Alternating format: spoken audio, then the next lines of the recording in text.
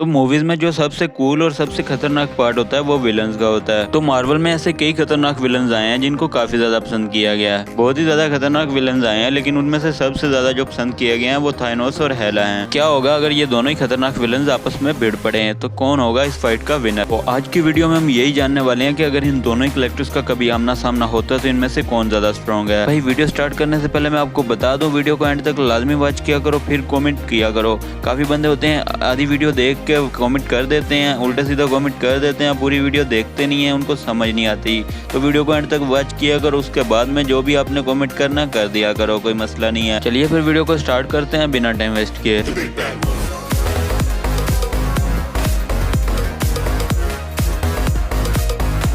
इन दोनों कलेक्टर्स का बैटल करवाने के लिए हमें इनकी पावर जाननी होगी। पावर जानने के लिए मूवीज के बेस देखेंगे, हो सका तो कॉमिक्स का भी बेस देख लेंगे, साथ साथ कंपैरिजन करवाते जाएंगे। तो पहले हेला से शुरू करते हैं। हेला जो कि ओडिन की पहली संदास थी। ओडिन जो कि मार्वल का one of the most powerful God है, उसने भी खुद ही बोल दिया था कि हेला उससे बेकाबू हो गई है, यानी कि हेला उससे ज्यादा पावरफुल है। हेला एसगार्ड में आने से बहुत ज्यादा पावरफुल बन जाती है। एसगार्ड के लोगों से नहीं, एसगार्ड में आने से हेला को ज्यादा पावर मिलती है। हेला के पास है सुपर ह्यूमन स्ट्रेंथ। ओडिन की पहली संतास होने की वजह से हेला को हरा पाना लगभग नामुमकिन है। ओडिन के साथ मिलकर हेला ने पता नहीं कितनी जंगें जीती हैं। उसकी वजह से हेला के पास काफी सारा फाइटिंग एक्सपीरियंस है। हेला इतनी ज्यादा स्ट्रॉन्ग थी कि उसने अकेली ने सारी बैलक्रियों को मार दिया था, यहाँ तक कि एसगार्ड की पूरी आर्मी को कुछ ही मिनटों में टिकाने लगा दिया था। उसने म्यूनियर जैसे खतरनाक वेपन को चुटकियों में चकनाचूर कर दिया था। बहुत से लोगों के मन में ये सवाल है कि हेला ने म्यूनियर को तोड़ा कैसे। मैं आपको बता दूं, थोर से पहले हेला ने म्यूनियर को यूज किया है। इसका इस्तेमाल वो कभी कभी करती थी, यानी कि म्यूनियर की इतनी खास जरूरत नहीं होती थी हेला को। वो खुद ही इतनी ज्यादा स्ट्रॉन्ग थी कि उसको किसी भी वेपन की जरूरत नहीं पड़ती थी।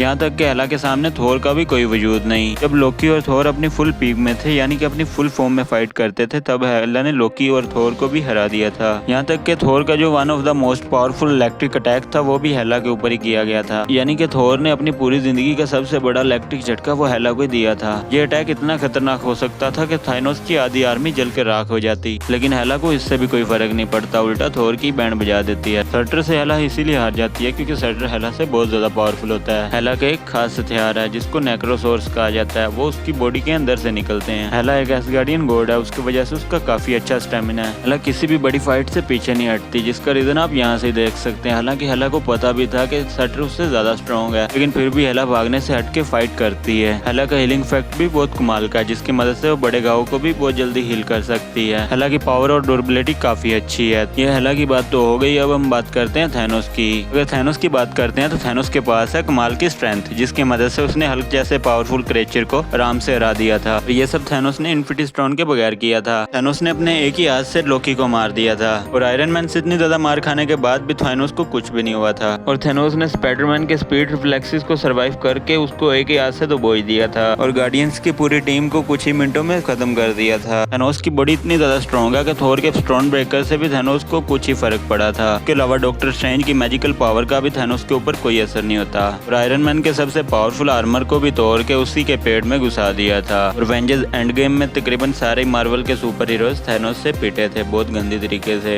थानोस के पास पूरे ब्रह्मांड की सबसे बड़ी आर्मी है, जिसको बहुत अच्छे तरीके से लीड करता है। थानोस इतना ज्यादा इंटेलिजेंट है कि वो किसी भी फाइट का प्लान करता है तो वो फाइट जीतने का ही चांस होता है, हारने का कोई चांस नहीं होता। थानोस एक ऐसा एलियन है कि वो 6 इन्फिनिटी स्टोन की पावर्स को भी सर्वाइव कर सकता है। तो थानोस की भी पावर्स लाजवाब और काफी अच्छी पावर्स हैं। तो सवाल ये आता है इन दोनों में से ज्यादा स्ट्रॉन्ग कौन है। मैं ज्यादा बात को घुमाऊंगा नहीं, सीधी तरह से आपको गाइड कर दूंगा कि इनमें से ज्यादा पावरफुल कौन है। अगर आप मेरा ओपिनियन जानना चाहते हैं तो भाई मेरे हिसाब से तो थानोस विनर होगा, क्योंकि थानोस पूरी एवेंजर्स की टीम को लाखों मर्तबा हरा चुका है, ये डॉक्टर स्ट्रेंज ने भी कहा था। अगर आप कोई भी कमेंट लिख के बैठे हैं तो भाई उसको मेहरबानी करके रिमूव कर दो। भाई वो सिर्फ मेरा ओपिनियन था, लोगों की फरमाइश और जो लोगों को लगता है हेला विनर होगी। तो आज की वीडियो में इन दोनों ही कलेक्टर्स में हेला विनर है, क्योंकि मेरे व्यूवर्स और मेरी पब्लिक बिल्कुल भी नाराज नहीं होनी चाहिए। आप लोगों की क्या राय है वो कमेंट में लाजमी लिख देना, और अगर वीडियो अच्छी लगी है तो लाइक जरूर कर देना, चैनल को सब्सक्राइब कर लेना ताकि नेक्स्ट वीडियो का नोटिफिकेशन आपके पास आ जाए। और मिलते हैं नेक्स्ट वीडियो में, तब तक के लिए अपना ख्याल करना।